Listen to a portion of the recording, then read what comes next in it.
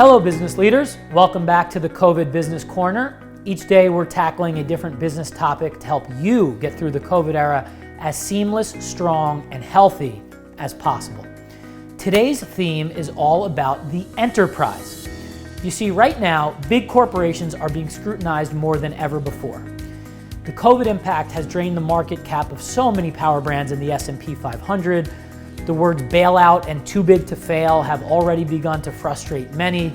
And fair or unfair, the truth is that enterprises are quickly becoming a villain in the horror film that is COVID. So with this in mind, here are 3 pieces of counsel if you're making decisions for a big company in the COVID era. First, let humility guide your brand. Humility is and will continue to be the most critical word for enterprises to live by in the COVID era. All external efforts need to point toward humility. It's okay to be out there right now if you're an enterprise. In fact, the public wants to see your face. They want to hear from you. They want to see your brand as a visible, living, breathing organism in the market. The public associates enterprises with normalcy. They're used to seeing you in the market. They're used to hearing your name. They're used to buying your products. They're used to seeing you on billboards. If they stop hearing from you now, they will start to panic even more than they have already. So my advice is to get out there, just be humble about it. Use your brand as an agent for change. Use your brand as a platform to educate, empathize, and aid the public right now. Many enterprises have dialed down their public visibility over the past few weeks. Rather than dial it down, I would simply redirect it. It's not about product right now, it's about purpose. So show humility and you will win lots of goodwill with the public if you're an enterprise. Number 2, use COVID to innovate. You see, in just a few short weeks, COVID has already forced brands to change in so many ways. It's required brands to change the way in which they service customers. It's required them to change the way in which they communicate. It's required to change the way in which they engage. And as a result, this has created an opportunity like never before for innovation.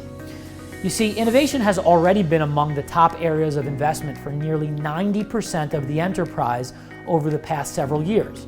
Well, it's time for that investment to finally pay off. The enterprises who win during COVID will be the ones who win the innovation battle. Technology, communication, the supply chain, education, and so many other core parts of the consumer's daily lives are now completely up for grabs.